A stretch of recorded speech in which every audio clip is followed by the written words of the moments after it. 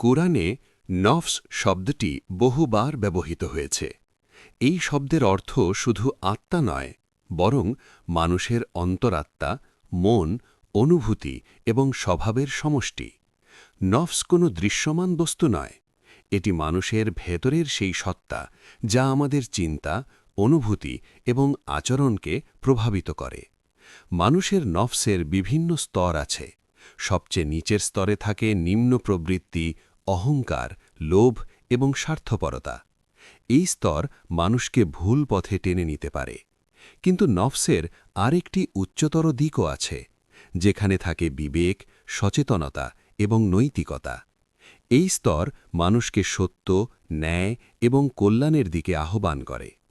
ইসলামী দর্শনে নফসকে একটি গতিশীল শক্তি হিসেবে দেখা হয়, অর্থাৎ এটি মানুষকে উন্নতির দিকেও নিয়ে যেতে পারে, আবার অবনতির দিকেও ঠেলে দিতে পারে।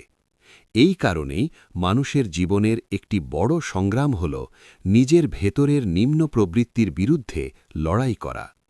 ইসলামী ঐতিহ্যে এই আত্মসংগ্রামকে বলা হয় নিজের ভিতরের জিহাদ, অর্থাৎ আত্মশুদ্ধির সংগ্রাম। যখন মানুষ নিজের নফসকে নিয়ন্ত্রণ করতে শেখে, তখন সে জীবনে পায় শান্তি, ভারসাম্য এবং প্রকৃত সুখ। আধ্যাত্মিকতা মানুষকে জীবনের চ্যালেঞ্জ মোকাবেলা করতে সাহায্য করে এবং বস্তুগত জীবনের বাইরে একটি গভীর উদ্দেশ্য ও অর্থ খুঁজে পেতে সহায়তা করে। কুরআনের অনেক আয়াতে মানুষের মনস্তাত্ত্বিক নফস সম্পর্কে আলোচনা করা হয়েছে, যা মানুষের চিন্তা, নৈতিকতা এবং আধ্যাত্মিক বিকাশের সাথে গভীরভাবে সম্পর্কিত।